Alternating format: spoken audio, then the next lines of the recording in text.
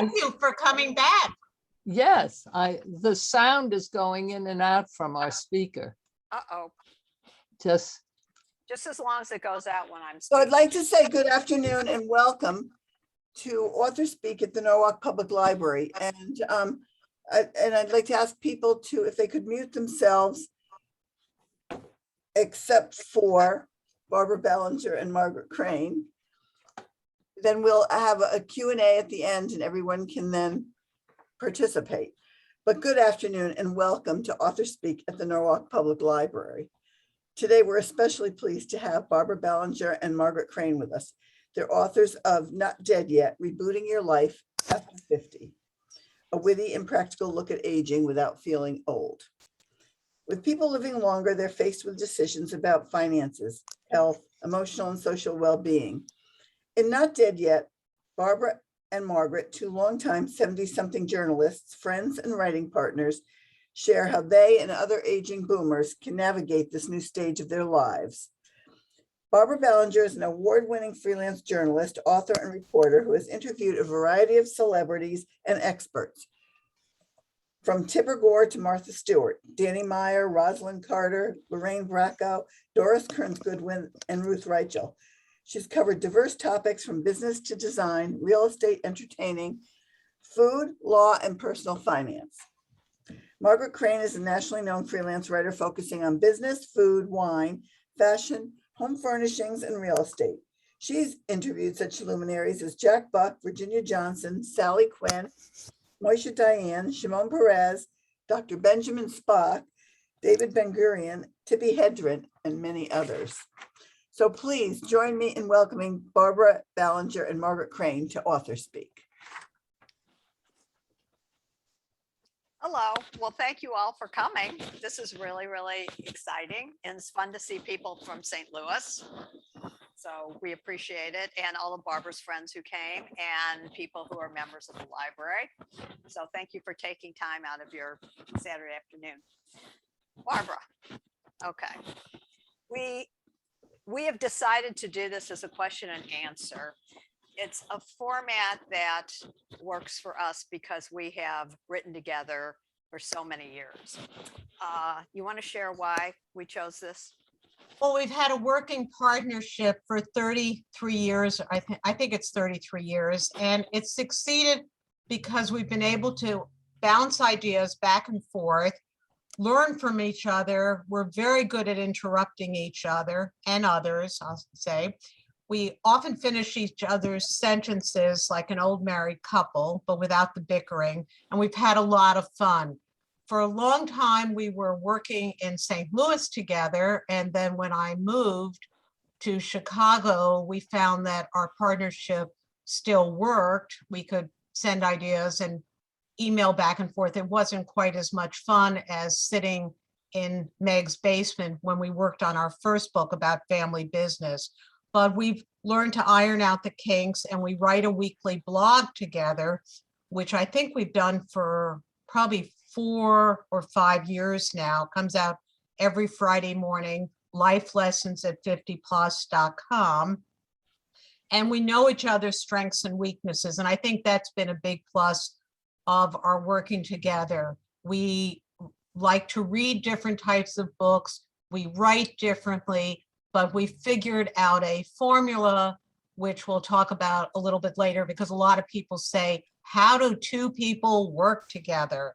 So the Q&A seems an extension of how we work on a daily basis, and it is daily. We talk to each other multiple times a day for work and then also for fun.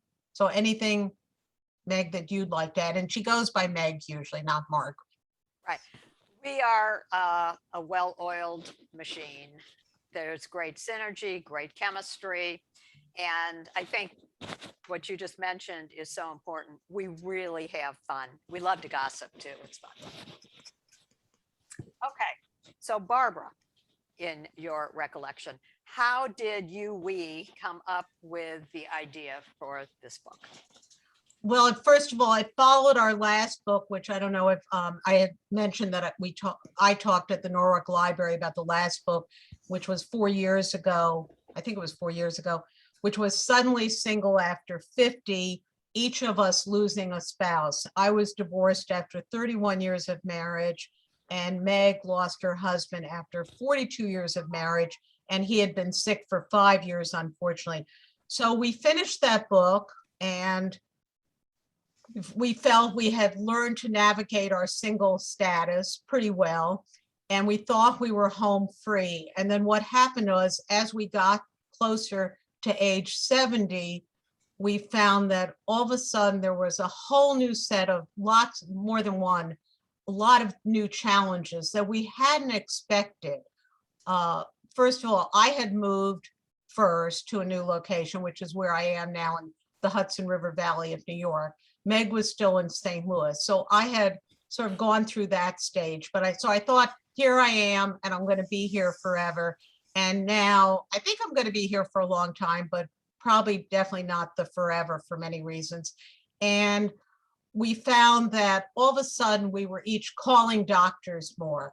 We were, having them on our speed dial, whether it was I broke my arm and my wrist and 2 bones in my arm, whether it was, going for another colonoscopy, whether it was losing friends. Both of us have lost multiple friends. Both of us have lost parents. By the time, before we were writing this book, we each had our mothers still. We found that we were making new friends, but we were also losing some friends, not just to death, but just because of things changing in our lives. So there were a lot of new challenges that we were surprised by.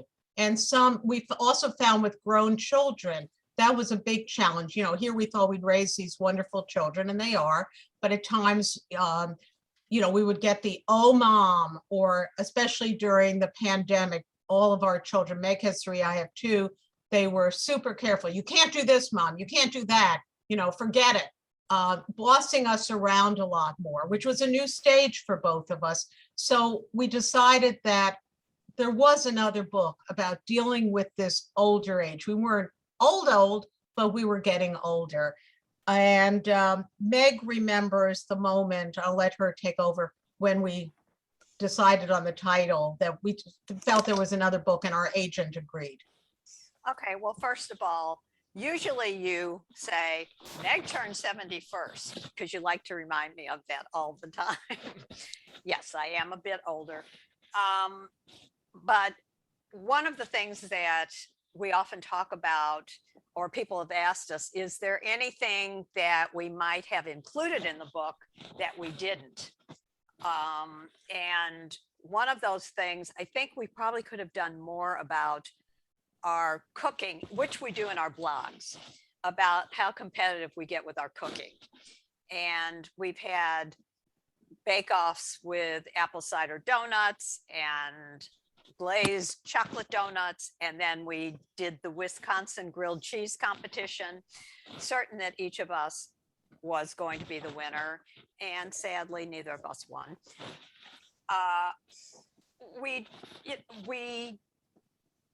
Do you think there's anything else that we could have added to the book? To our first book? To this book, Not Dead Yet. Well, to this book, I felt that we could have added more about hospice. We mentioned it. Oh, that's true, right. We mentioned it, and you had gone through it with your mom, and my mother, despite her great decline, we had brought in hospice twice. The doctors suggested it, and each time they said that she was not ready, and then all of a sudden she died.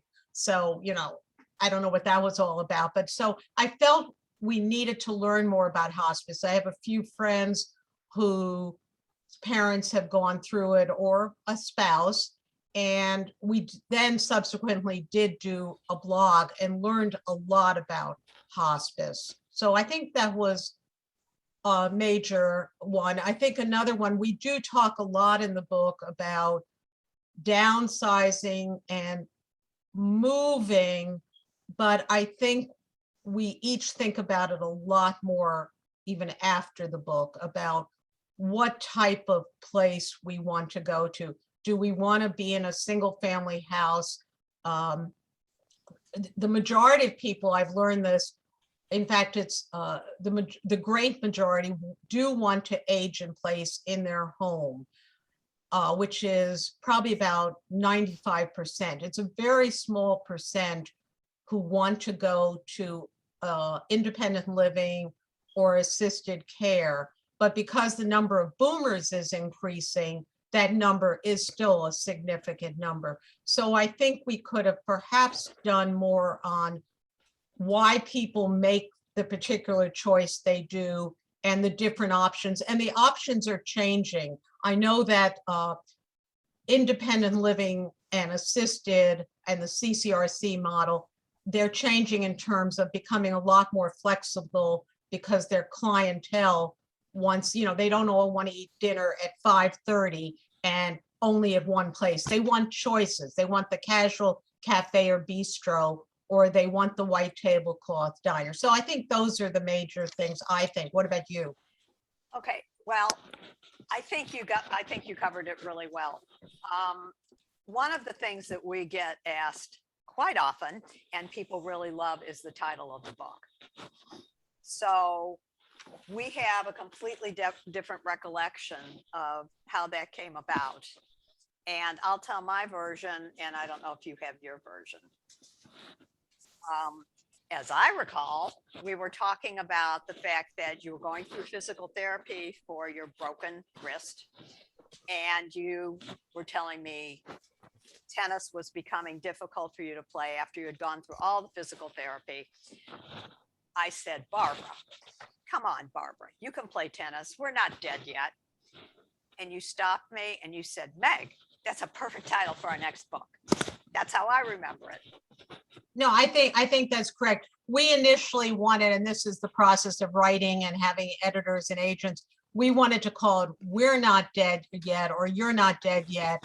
And our editor said, no, it's just Not Dead Yet, which we thought was a little bit abrupt, but they have the final say since they're the bigger cheese than we are. So no, I think that's, and people did say to us, well, you're 70 plus, why did you have the subhead rebooting your life after 50? And we did want to make this more inclusive because people age differently at different stages. I mean, there are people like Ruth, who's on the Zoom, is 97. Am I allowed to say that? And I don't know anybody who's as active and smart as Ruth.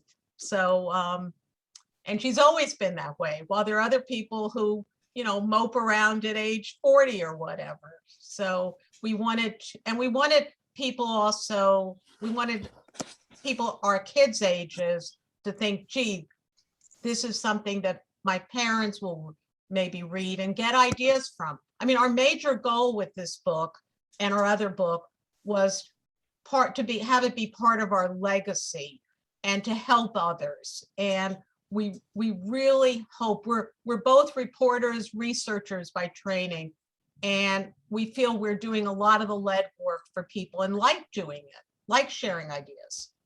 Okay, within the framework of We're Not Dead Yet, do you recall how we came up with all the various topics that we decided to tackle?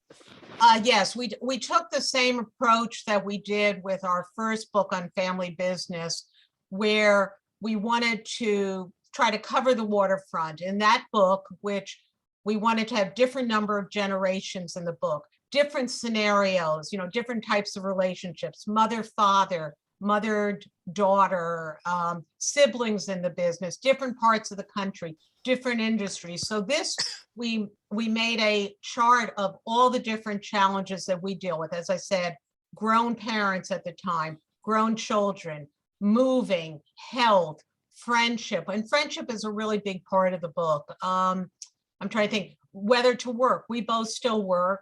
We volunteer. Meg does a lot of volunteer work, and it's very important to her. So we wanted to throw out as many different ideas as we could that we felt we faced. Also, we tackled estate planning, dating, romance. We have a whole chapter on dating old geezers and, the fact that we're old bags at this point, or maybe men view us as old bags. I don't know.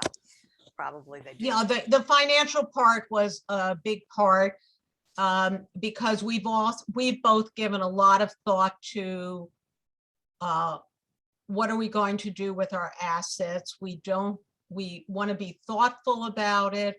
We want to give to certain organizations that matter to each of us. We each have children. I have grandchildren. And it goes back to, not doing it in a crisis or not doing it at all, which often happens. So we tapped advice of a state of lawyers, financial planners, and different ones. So we hope we gave different viewpoints.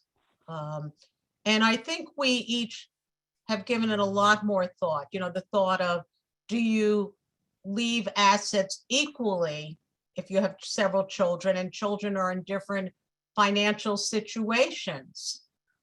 Is it still important to leave them the same? Is it important to leave them and put it in a will, belongings? For example, my older daughter told my mother that she wanted all of her books. Those were very important to her. Things like that. There was artwork or two that my younger daughter wanted from my mother. So those kind of things. I mean, they may seem unimportant, but after you're gone, So, what do okay. you So we have all these things. We're aging, and everyone is probably thinking to themselves, who considers themselves aging, how do we remain optimistic? How do we age and feel and continue to feel young?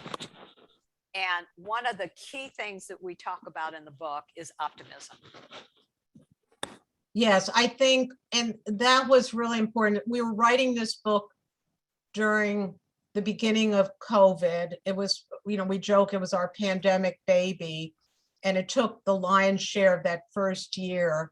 And at points it was hard, especially for Meg, who had just moved to New York from St. Louis. She had started to make friends, started to engage in activities, and then whammo, she didn't feel safe doing any of it, and rightly so. And I was so nervous that the first few months, I'm in a home in the country, but I was so nervous, I didn't even go out into my own backyard. I was fearful I was going to catch it somehow. So I think we both practice a lot of gratitude. We both try to wake up in the morning, whether it's meditating or taking a walk, and really feeling thankful for what we have, and not talking about material possessions, but really except the roof over our head, good health care. So I think that's one way. We both feel very grateful that we've gotten this far, that we have our families, we have each other. And I think and we each had Zoom groups, which were very important to us. So I think that's one way we stayed optimistic. I think another way is that we each have work we really like to do that keeps us engaged and learning, where Meg also does crossword puzzles. I'm a jigsaw puzzle person. I mean, we each have interests.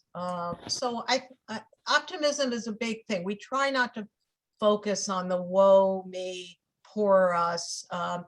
We also both are very resilient, and try to make that contagious, share that with people. What else? Well, in general, I think, kind of had this attitude of, we're 70 plus, why sweat the small stuff? Zero in on our assets rather than our deficits. A lot of people can be very negative. Turn it around and say, oh, we're grateful for this and this and this. And everyone has something they're grateful for.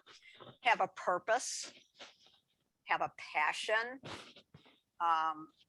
make new friends, exercise the brain, as you mentioned, learning a new language. For me, it's learning technology.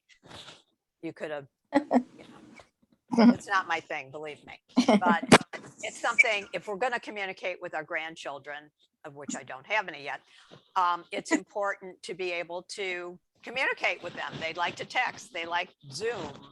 I do virtual tutoring, and I had to learn all these tricks on Zoom that I had no idea. I've gotten pretty proficient. I've learned a lot of technology because I have to. Do I love it? No. So there's always a way to grow and stay on top of your physical health and your mental health.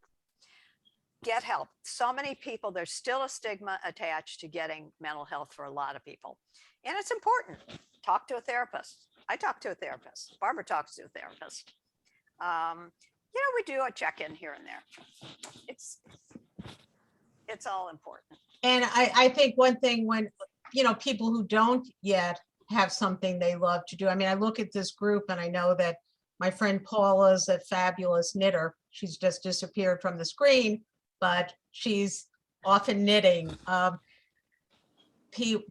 have my friend Lauren who's on they used to travel more than they're beginning to travel now again because of COVID, but she's just a fabulous trip planner. If you want to go to a country or a place where she's been, you just email me and I'll see if she's been there and get her file. I mean, I've done her trip to different places for my kids or for myself. I think we learn about passions from each other. Meg, I used to like to do Pilates before my hand, and Meg tried Pilates.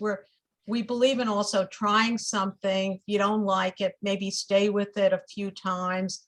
I went to yoga initially and I kept looking at my watch or the watch of the person I was with, thinking, oh my God, how much more time do I have It's a to snooze. It's a snooze. endure this for? I'm finding it like I could go to sleep practically. But it's still fun to try something. I like taking, or I did before this happened, I liked cooking classes and learning a new skill. So But most important, I think, is the ability to find humor in everything. We love to laugh. Pee in your pants laugh.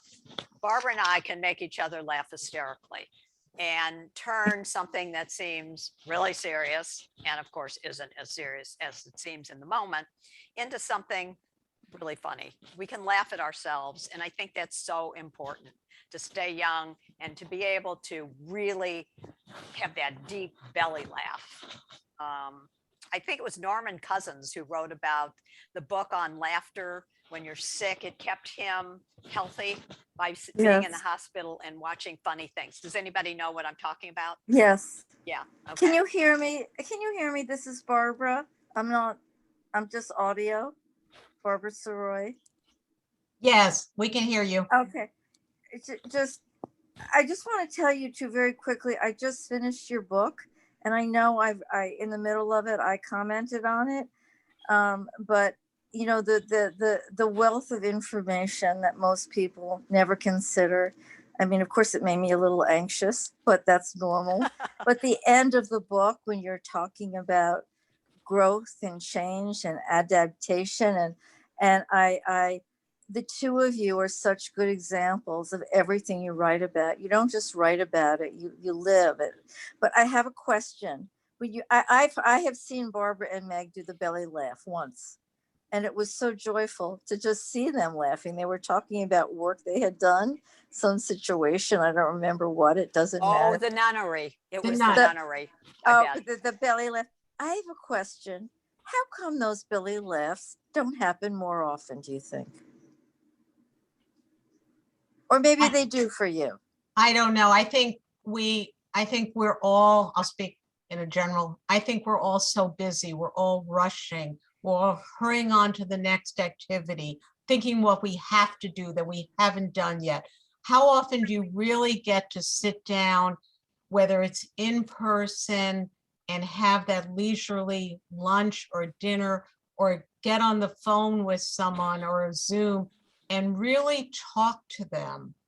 I think Before- also, oh, sorry. No, Meg, go ahead, please. No, I think it's also the times we're living in. There are so many horrible issues in society that we're dealing with. And the Yes. pandemic has really pulled people down Yeah. and made us nutsy and neurotic and unfriendly and on edge. Yeah. When I first moved to New York, I could talk to everybody. Everyone was so friendly. And now I notice that people are a little skittish. You know, I don't know if I want Yes. to stop and talk to this person. Have you noticed that, Barbara?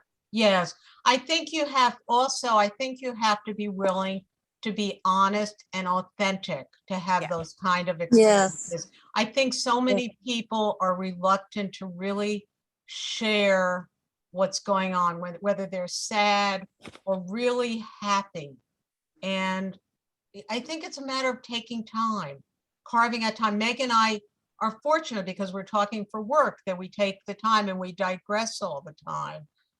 That's great. That, you know, it's checking in with people, seeing how they are, asking them what they're doing, what's fun in their life, what's Okay. good. We talk a lot about finding your passion. Okay, many of us have more time than we ever had before. Muriel, you retired. Lynn, you retired. I don't know who else on this list is retired. Ruth, I'm sure you retired a long time ago. I can't hear you because your sound is off.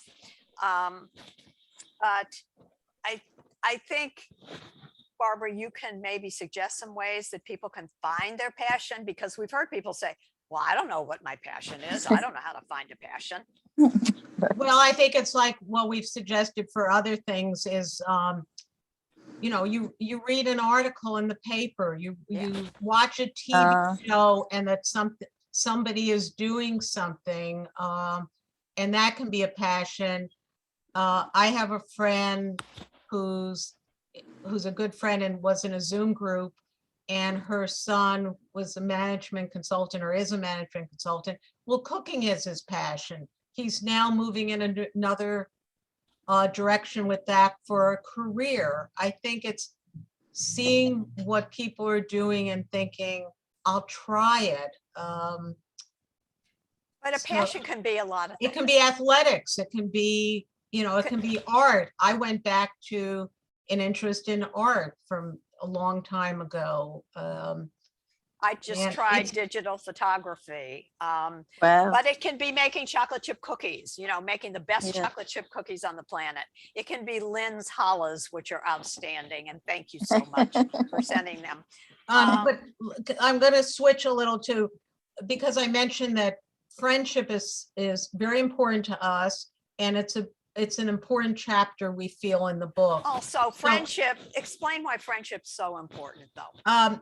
It's the glue that connects people on a daily basis, or you have certain friends you don't see regularly, but you know you can pick up the phone and call them. There are other ones I have certain friends that I talk to almost daily.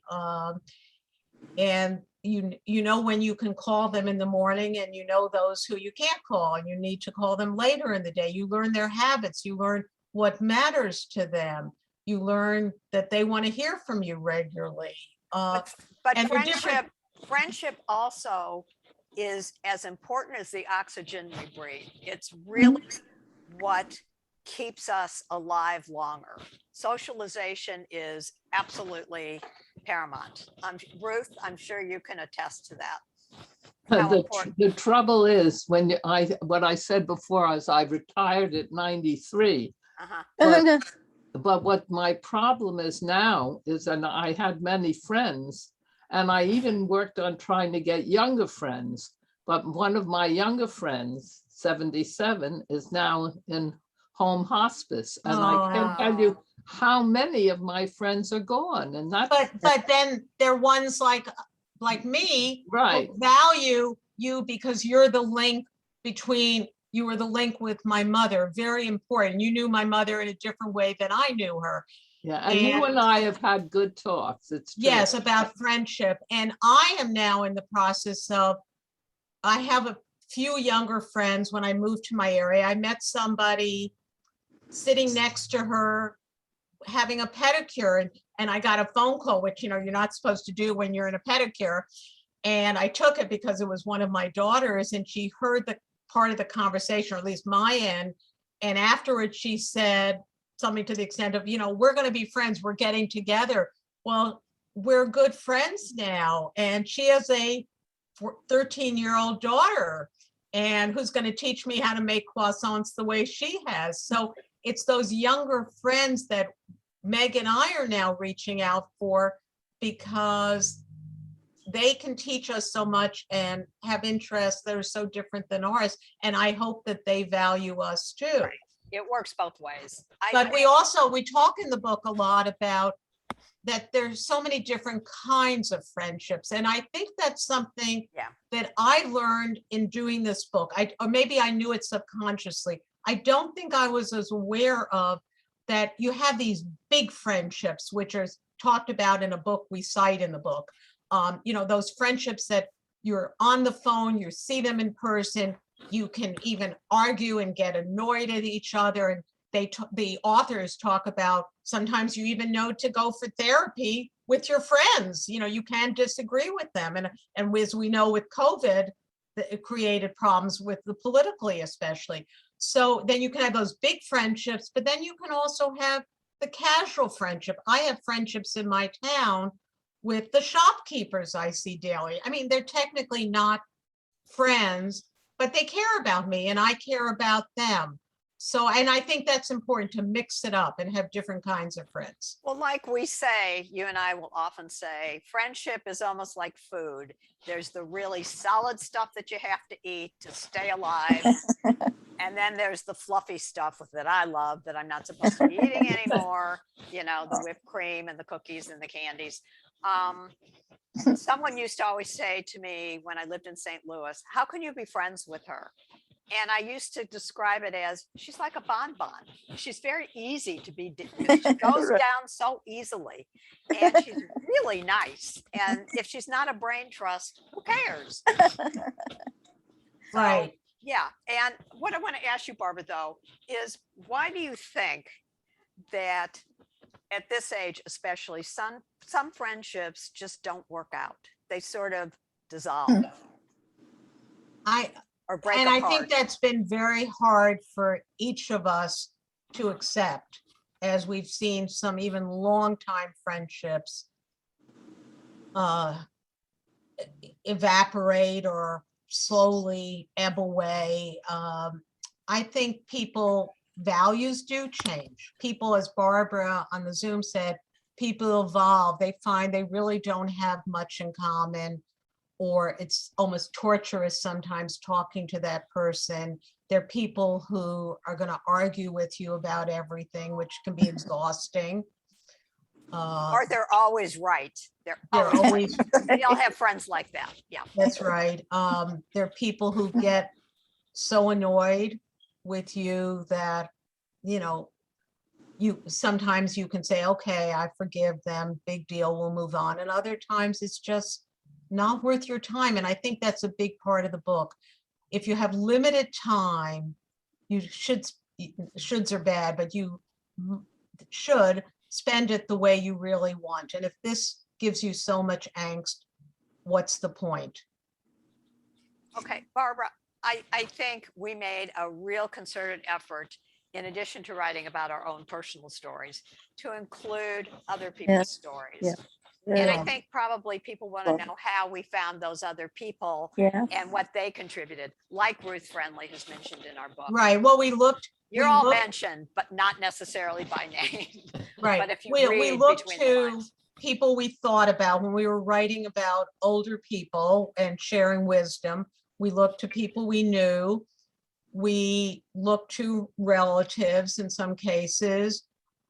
We reached out to people and asked if they would share their story. My friend Lauren is in the book about changing jobs. Mary Ann's in the book about relocating. We're always reading and clipping out articles in newspapers and magazines. So, we've written a lot of emails and called people we don't know and asked if there's a story with a hat maker that Meg found. Also, some people did not want their names to be used, like Priscilla with her dating activities. Yes. Right. So we use pseudonyms for people like that, but her story is really fun to read. Right. It's juicy. It's very juicy. Right. So, we tried to find a wide variety and also in different parts of the country. And in this book, more than in our last book, we included more men. I wouldn't say we have a majority of stories by men, but we do have a number of cases. We also try to include people of different sexual preferences in this book. We have some gay couples. We Gay have couples. transgender we talk to.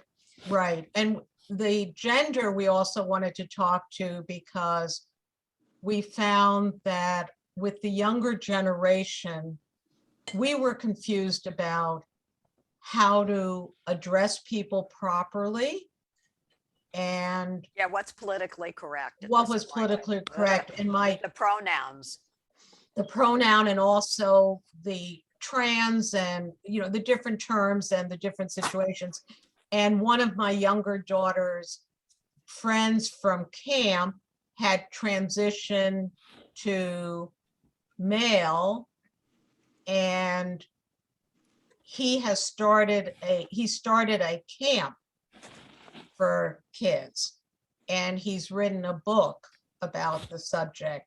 So we went to him to ask him how to be politically correct. I also went to a women's college, which took a vote a number of years ago, reached out to the students, the faculty, the alums, and the administration on what they were going to do about the situation if someone was a student and whether they would allow them to stay or not. So, we felt that was important, especially because of our own kids and grandkids. And Right, who know all about, they don't see color, diversity.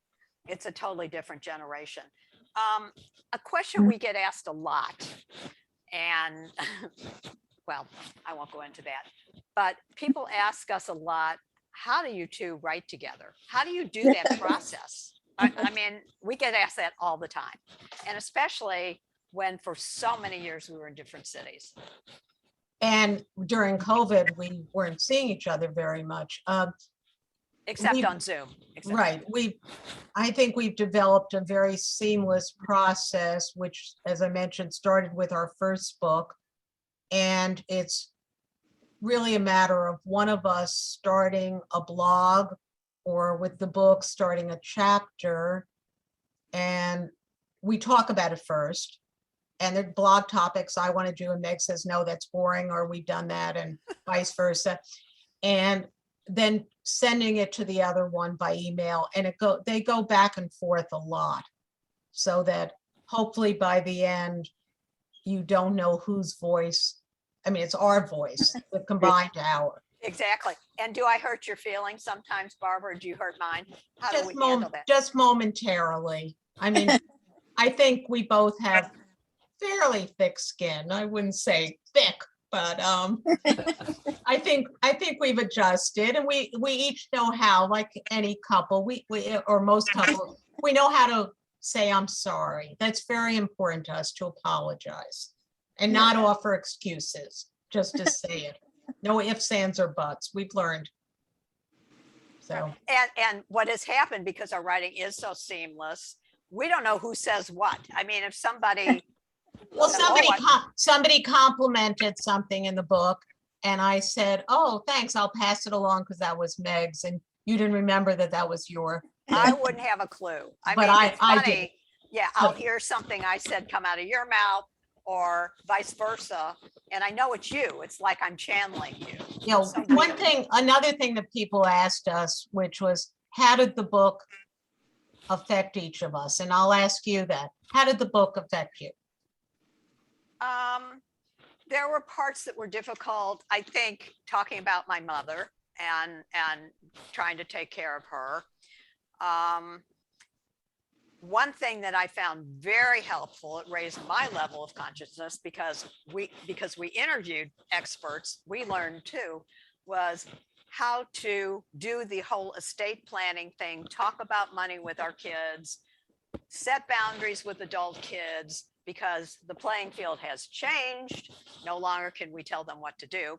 And we talked to some really good experts about this. You should read it in the book, because Yeah. about how to set the boundaries and what's appropriate to say. And if you're going to give advice, at least ask, do you mind if I give you my advice, rather than just jumping in and giving it. We've gotten pretty smart with that stuff, I think, Barbara. Yes, I mean, even one of my kids said, you've become a much better mother. Wow. Yeah. or they become wiser now. Giving That's credit. true. Yeah, now they Right. manipulate us. Right. No, I think boundaries are very important. We've learned what we can say to them and how we can offer advice or not offer advice, which sometimes it's very hard for us to do that. Okay, I've had a lot of people say to me, you know, it's great to say that you're going to age and not feel old. And what do we say to people who really have limitations? And how do we define, how do you define, Barbara, getting old? What do you think getting old means? For me, it means not having, and I don't feel this greatly, but I feel a little bit not having quite as much energy. I have a lot of energy. You do, you do. I- Oh, yeah. and maybe I have a little bit less, but there are things I worry about. I mean, I'm past the state of worrying about my hearing because I know it's bad. And What'd you say, Barbara? What'd you Yes, say? and I know that going to an audiologist, I have a friend who's an audiologist, and I talked to him about coming and getting that baseline. I know I need to do it. I know I need to get hearing aids. My mother resisted because she said they never helped a grandfather. I mean, we're talking about like 40 years before. She just did not want to spend the money. I don't want to spend the money on hearing aids. There's other things I'd rather buy. Like I recently had to buy a new septic tank for my yard, but Oh, I'm that's a going to- sexy purchase. right. But I'm going to do it. I worry about macular degeneration because my mother had it, and my eye doctor told me that 50% of people whose parents have it are likely to get it. So that's good chance I'm going to get that. So I'm thinking, you know, how am I going to deal with all this? I worry about, I did worry about falling because I fell on ice. So now I'm much more careful. I don't worry about that as much anymore because I'm much more careful, and I'll use a flashlight at night or wear the right kind of shoes. I worry about losing people. I've lost a lot of people in the last 10 years. To segue into that, I worry about losing my memory. I'm really Yeah, worried about. you know, it's funny. I should worry about that more because my father did have Alzheimer's, so I Right. saw that close up. I'm not quite as worried about that. I'm more worried about losing people to death, losing good friends our age and older. I think I lost a cousin during COVID, not from COVID, who was my closest first cousin. And that was really traumatic for me. And Barbara, what would you do without me? Because I'm older. I What are you gonna know. do? What are you gonna do? Who are you I gonna know, well, talk at to? least you have two sisters, so maybe I'll I do, adopt them. And my daughters both have mother-in-laws, so I'll adopt them.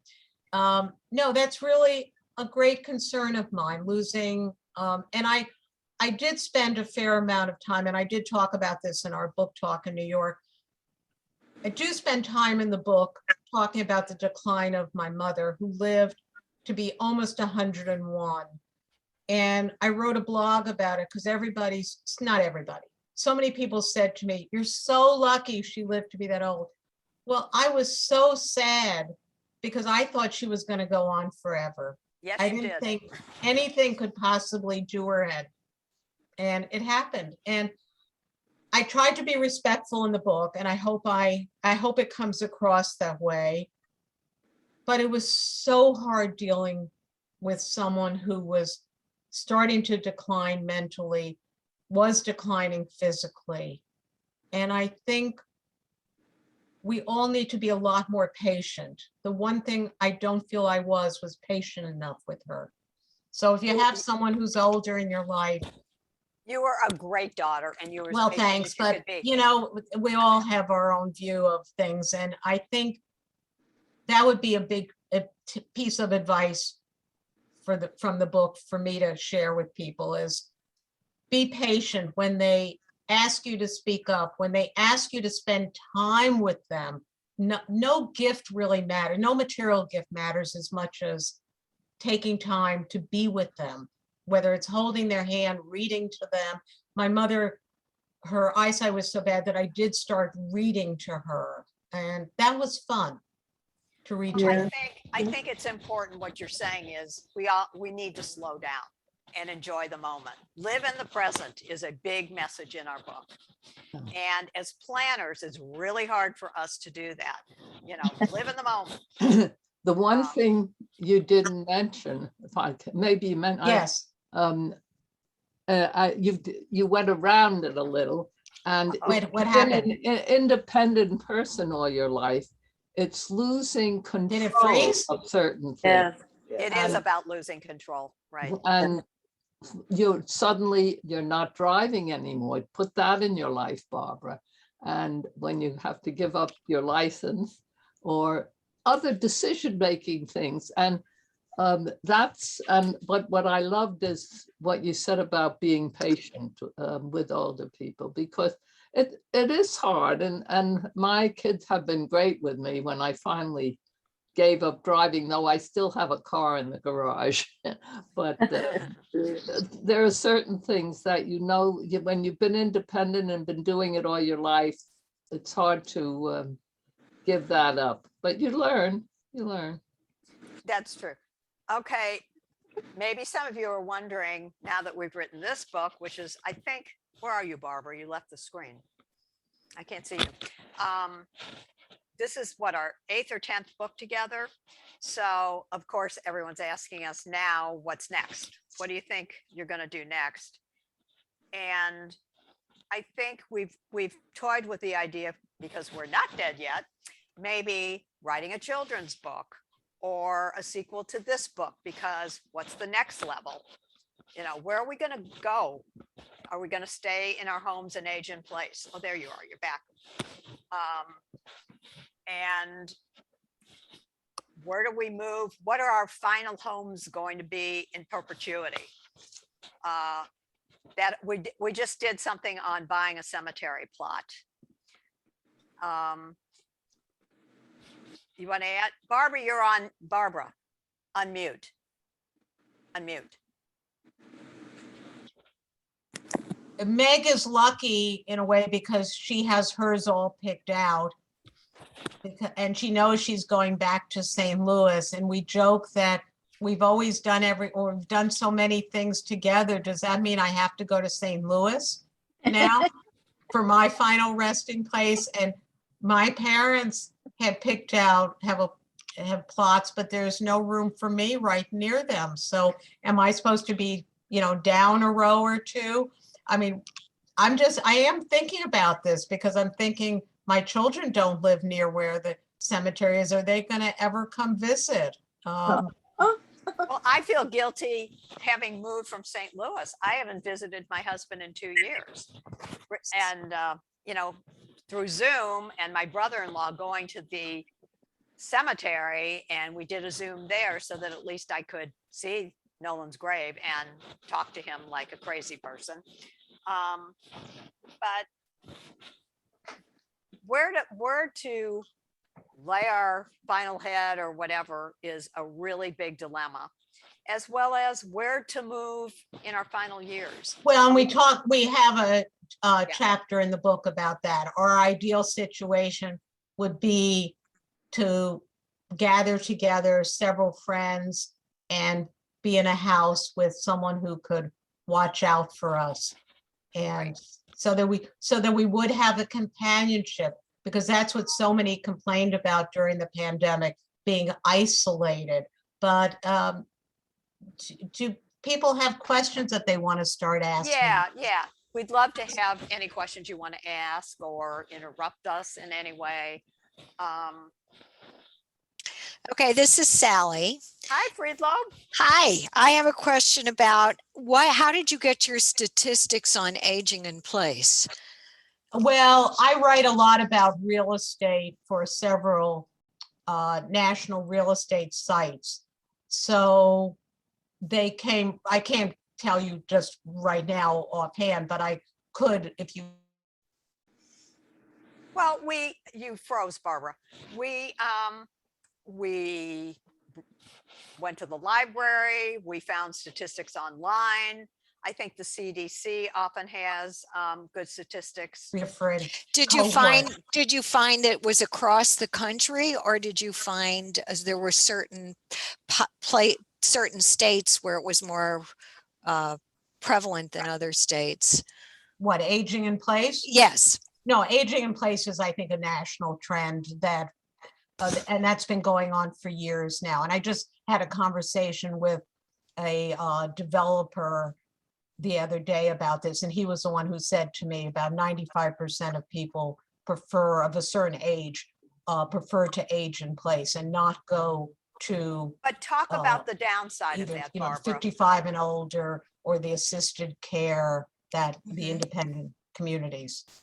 The downside about aging in place, although now there's so much technology out there that helps you age in place, you know, from your smartphone, or if you have a caregiver who has a smartphone, I mean, you can open the door, turn up the stove. There's virtual reality. There are pets that are virtual pets. There are so many devices now. Many people live in smart homes. You control your Right. temperature with the press of a button. You can cook a roast. Your refrigerator can tell you what you're out of and what you need to order. Technology is very helpful in that respect. But you have to be able to know But there- you have to know how to download an app. You have No, to- but a caregiver usually can help Yeah, out with that, or yes. the kids can set it up. Now, Um, what did you find something different in terms of, and you may not have looked at this, socioeconomic and Sure, situations in aging in place? absolutely.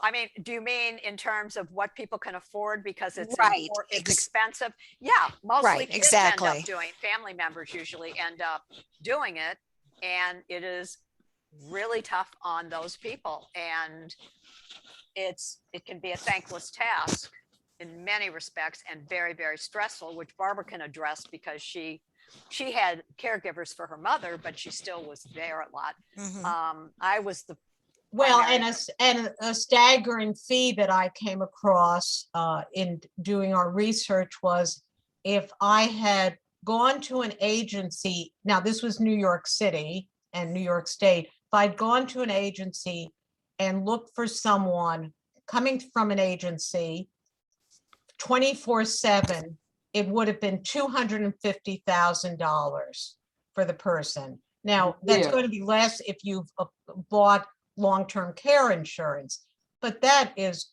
a heck of a lot of money. You know, you go through not an agency and it's going to be less. It's also going to be more money for the person because less is going to the Right. agency. But we're talking about big bucks. I mean, the good news with a lot of developers and builders, not just in this aging cohort, but just overall, the buildings they're doing, more and more cities and municipalities are requiring some affordable housing or units in buildings.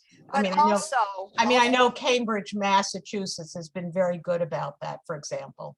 But also there are programs that keep people in their homes, like the Norwalk program in St. Louis, which Yes. we go into in our book, a naturally occurring retirement community that brings services in, or this thing called the villages, same kind of concept, a little different model. How expensive are they? How expensive are they? Did it freeze? They're not expensive. It's usually funded through an organization in St. Louis, I think Jewish Federation. funded a lot of that. The villages, people, it's sort of a grassroots effort. But didn't you write about one in one of your blogs where you can hook up through your TV or whatever? What Oh, was- we did. Right. That is not cheap. And that's new technology Yeah, where they actually come on the screen and they can take care of you that way.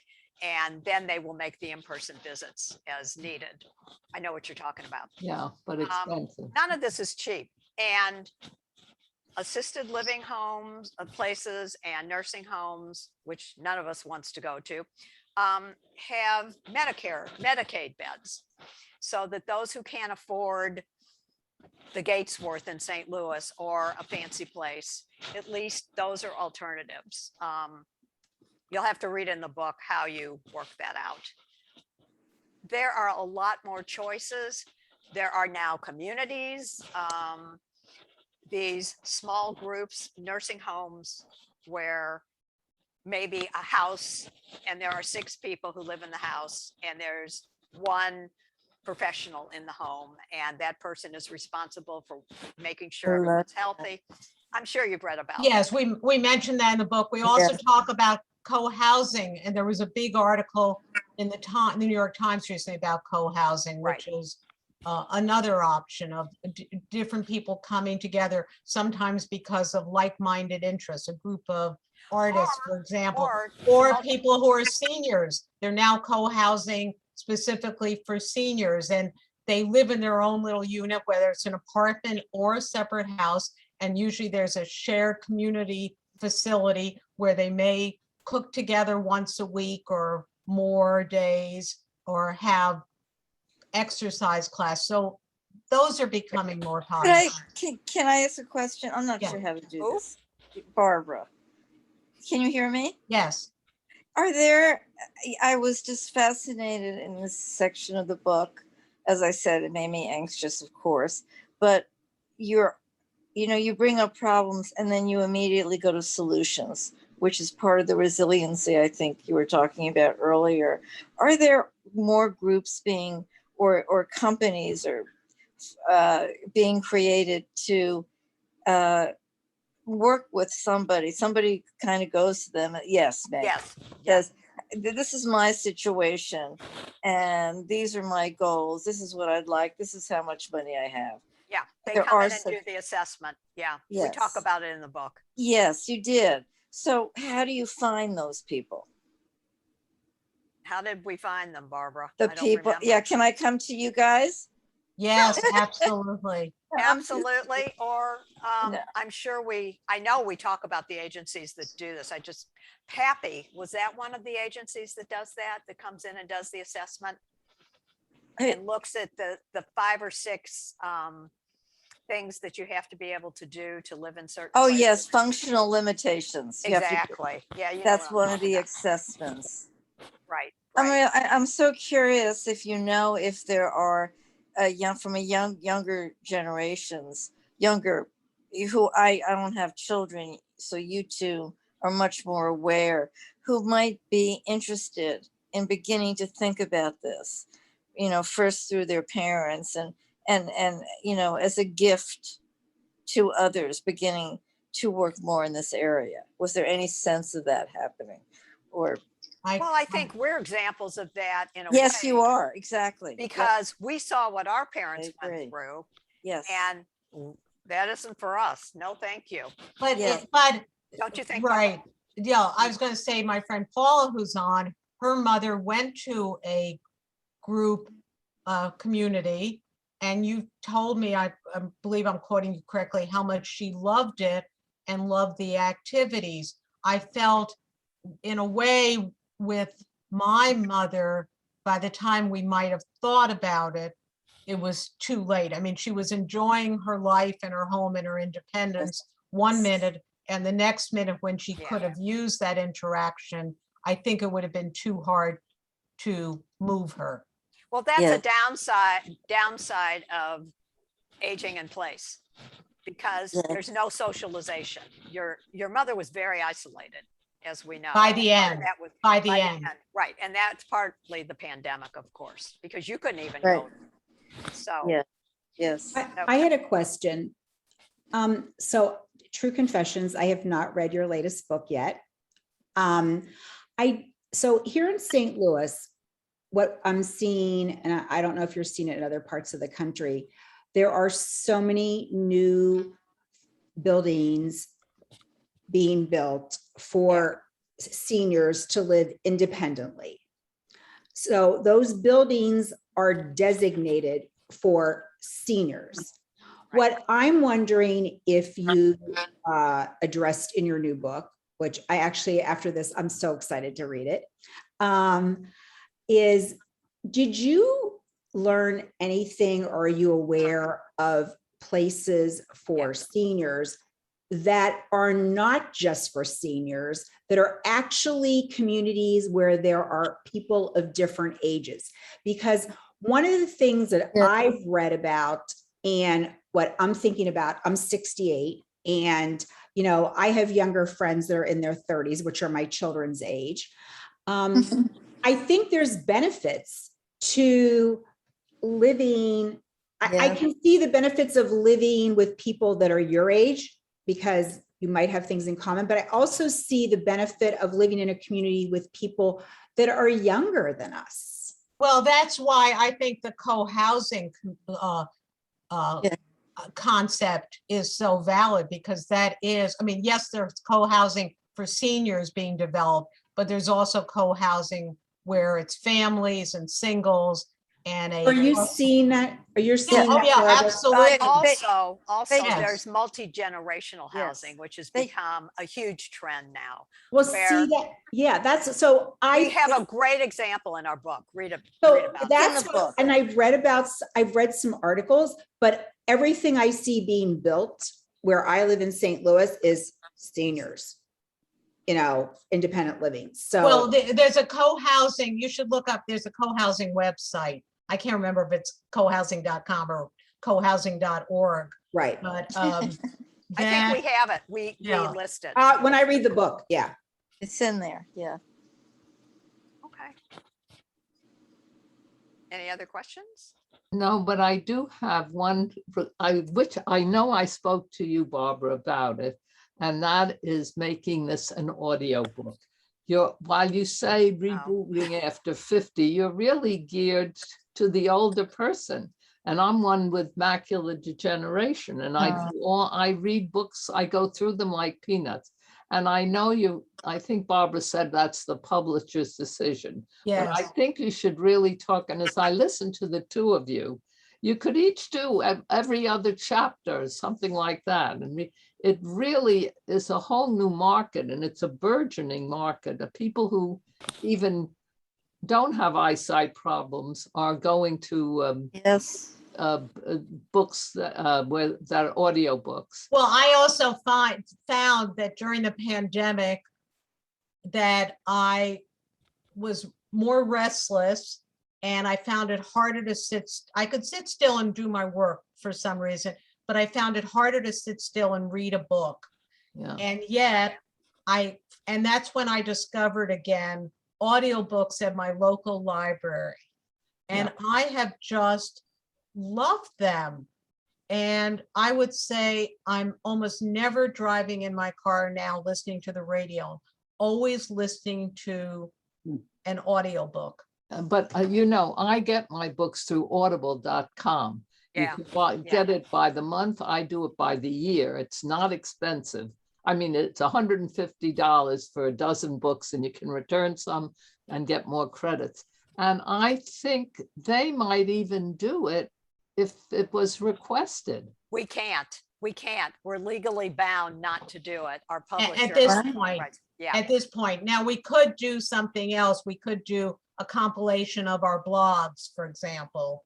We could work it out that way. So it's Is there a something time limit when you'd be able to do it? Maybe it's when the publisher, I think, gets first dibs. So it's a matter of wait and see on this book, but there are other ways we could offer stories and advice. I was going to say, Ruth, I don't mean to interrupt.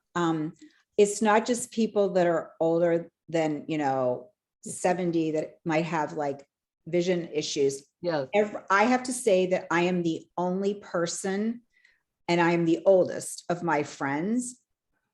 I have 5 very close friends, and they listen to books on tape all the time. And now when they're listening to them, it's when they're walking, yeah. Yeah. Oh. which no, is a okay. huge trend that I'm seeing. Right. And I'm still reading books on my Kindle, but they are all listening to books when they walk Yeah. every day, and they walk for like an hour every day. Right. Well, right. and You also, don't- and also podcasts. Yes. Podcasts are huge. You don't That- have to have a subscription to Audible, though. You can order audiobooks through the library Yes. as an ebook, Mhm. Oh, really? or there are ways of doing that. That's how my friends are doing it. Yeah, It's through right. the, You don't have they're to doing buy it it. through the St. Louis County Library here in St. Louis. Exactly. Well, you Exactly. can do it through the Library of Congress. Of course. Yeah. Yes, and that, but also, but I what I'm talking about is ebooks, which I would think it's a lot cheaper to make than an audio book. Not it. I Oh, mean, an wait, or ebook. a Yeah, tape, right. a tape. Absolutely. Yeah. It's very expensive to make an audiobook. It is not cheap. Is yeah. it? Mm. I mean, we checked into it. Barbara and I did the research, and then we contacted the publisher, and they said, "Sorry, you can't do it until we." So issue." Meg, there's not technology that can immediately at this point take the written word and make it into speech. Oh, Well, I there don't is. know how good it would be at this. Yes, so that's, I But we didn't, still legally can't do it. We could do right, I a understand that. Yeah, section of a chapter. I think we were told, Right. right, Barbara? right. Yes, that's Okay. right. Interesting. It's So, interesting. They're foolish because that's the market for this. You're hitting the Made sense to generation. us. That was our argument. Yeah. Hey, Yeah. look who our cohort is, who we're appealing to. It Yeah. seemed like a logical. Yeah, because aren't we lucky to be getting what we're getting? And I know the first, when you first met, I forget it somehow, wherever you were. And my understanding was that it was sort of magical with Meg, you asking questions as you're doing now, Barbara answering. And it's so enriching and motivating. What's so motivating, I think, to hear it come from you. Well, if you got They- one little nugget of information out of this, we'll be thrilled. Yeah. I would like to thank you because I've read the book cover to cover, and I find this to be a fantastic Bible in terms of just a resource for so many things. Yes. Yes. Everything from friendship to aging to all the topics you covered. And Yeah. and I've been interviewed by Meg for it, and Meg, I'm amazed how you were able to incorporate, and Barbara, incorporate all the pandemic trials and tribulations into this as well. And if you were to I told Barbara this recently, if you were to interview me today and ask me the questions that you asked me back in that March several years ago, I don't know that I would answer many of them the same way about my move and about how Great. you move Yes. at our age. And It's adjust. not easy. Well, the pandemic changed it all. It changed it all. We're looking at maybe moving again Ah, because I found things here that I discovered things about people that I would never have known had it not be for a pandemic. So I want to thank you for all your insights and all that you put into this book that I will, I will be able to refer to in the future. The part about assisted living is very scary, but it's there. It is scary. no, But I it's think there. about, I don't live near my children. I live 5 hours and 2 hours away from them. I mean, it's not halfway across the country at least, or across the pond, but I would like to live closer to them. But the idea of moving and starting over in a new community, I don't want to say it's terrifying, but it's it's don't hard really- work. It's hard work. it's hard work. And I also don't want them to feel that they have to, then entertain me and keep me occupied. So, for now, it's easier just to stay put unless I think physically I really needed to be close to them. Well, and also if we wait much longer, I know, That's it. will we be able to bend or lift or even remember where we put anything? May I raise the, oh, go ahead. No, No, ask. Who's gonna? I want to just raise really deeply, I raise a glass of congratulations and thanks, because it's as if you take truly existential questions and fears and you put it on a page with so many suggestions that it's such a gift. It's such a gift. It's really existential, made so that you can begin to really think about it and get any- ahead of it. Did anything make you uncomfortable? Because we had one reaction from Ah. someone who said, "Oh my God, I haven't done any of that stuff. I'm really worried," and it made her very anxious. Remember, Oh, Barbara? I felt anxious, but I just kept putting bookmarks, knowing I can go back and get information, which was Right. then soothing. Right. So positive, definitely positive. Great. Okay. Yes, yes. All right. Any other questions? Yeah, can this group live together? Can we make a decision right now? As long as we're allowed to Sure. have animals. George might not want to live with us. I don't know. What do you think, George? Okay, George is on mute. No, I'm open to many experiences within lines of morality, of course. Oh, no, that's no fun. No, but I have not read the book either. It really piqued my interest because Yay. a friend of mine had written a similar book years ago, not the same subject, of course. But it really had to do with, how we, as we age, how we continue to live, not survive, but truly live. And there's so many options available to us. I'm like the last of my group of friends still working. Everyone else is retired. It puts me in a different camp than them. Interesting. But I love what I do. So, I started a new business this year.